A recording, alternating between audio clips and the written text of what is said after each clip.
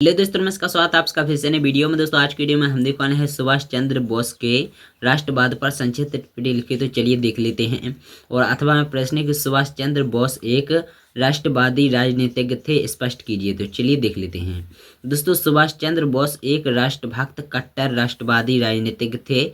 उनके मन में भारत माता के प्रति मातृवत कल्पना थी। वे भारत माता के अपमान से विचलित हो जाते थे और विद्यार्थी जीवन से ही स्वामी विवेकानंद और अरविंद घोष प्रभावित सुभाष चंद्र बोस अपने राष्ट्र से इतना प्रेम करते थे कि उन्होंने पिता की इच्छा के विरुद्ध आईसीएस बनने की अपेक्षा राष्ट्रभक्त चित्तरंजन दास के राजनीतिक शिष्य बनकर राष्ट्र की सेवा का व्रत लिया। और उनके राष्ट्रवाद पर हिटलर और मुसोलिनी की तरह उग्र राष्ट्रवादी यानी फास्टिक होने का संदेह भी किया जाता है, परंतु सुभाष चंद्र बोस हिटलर और मुसोलिनी की तरह साम्राज्यवादी नहीं थे। न वह भारत की आर्य जाति को दुनिया की सर्वश्रेष्ठ ज्योति मानकर अन्य जातियों व नस्लों से घृणा करते थे। वे तो विश्व में किसी से भी घृणा नहीं करते थे। उन्होंने द्वितीय विश्व युद्ध में हिटलर, मुसोलिनी और जापान से भारत को स्वतंत्रता दिलाने के लिए समझौता किया था। डॉक्टर बीपी वर्मा ने लिखा है कि यह ठीक है कि बोस राष्ट्रवादी थे और देश की स्वतंत्रता के लिए हिंसात्मक तरीकों के प्रयोग में भी उनका परहेज नहीं था। इसलिए द्वितीय विश्व युद्ध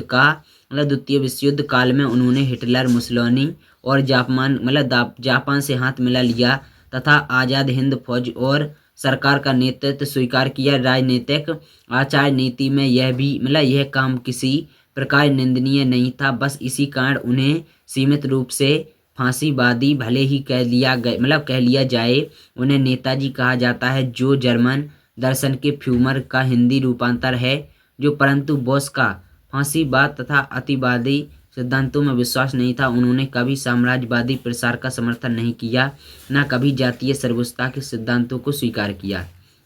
दोस्तों सुभाष चंद्र बोस ने क्रांतिकारी आंदोलन में महत्वपूर्ण कार्य किए। उन्होंने दिल्ली चलो, तुम मुझे खून दो, मैं तुम्हें आज़ादी दूंगा, जय हिंद आदि के नारे दिए। और द्वितीय विश्व युद्ध प्रारंभ होने के साथ ही सुभाष चंद्र बोस जी ने क्रांतिकारी कार्यों का प्रारंभ होता है और 4 जुलाई 1943 को उन्होंने अपने स्वागत समारोह में बोलते हुए कहा कि हमारी लड़ाई प्रत्येक सरकार के साम्राज्यवाद के विरुद्ध है, चाहे वह अंग्रेजी साम्राज्यवाद हो या जापानी। साथियों, हमारा नारा है दिल्ली चलो। आज मैं आपको भूख, प्यास, घोर युद्ध और कठिनाइयों के अलावा कुछ नहीं दे सकता। स्वाधीनता के इस अभियान में हमसे कौन जीवित रहता है और किसे मृत्यु आती है, यह अधिक महत्वपूर्ण नहीं है। हमको अपना सर्वस्व बलिदान करके देश की स्वतंत्रता प्राप्त करनी है। सिंगापुर और आज़ाद हिंद फौज के सर्वोच्च सेनापति बनने के बाद 21 अक्टूबर 1943 को सुभाष चंद्र बोस ने आज़ाद हिंद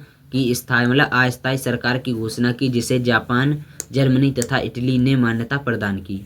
तो दोस्तों ये था वीडियो। अगर आप लोगों को वीडियो पसंद आए, लाइक और शेयर करना, चैनल को सब्सक्राइब जरूर कर लेना। बाकी हम मिलते हैं अगली और किसी नई वीडियो के साथ में।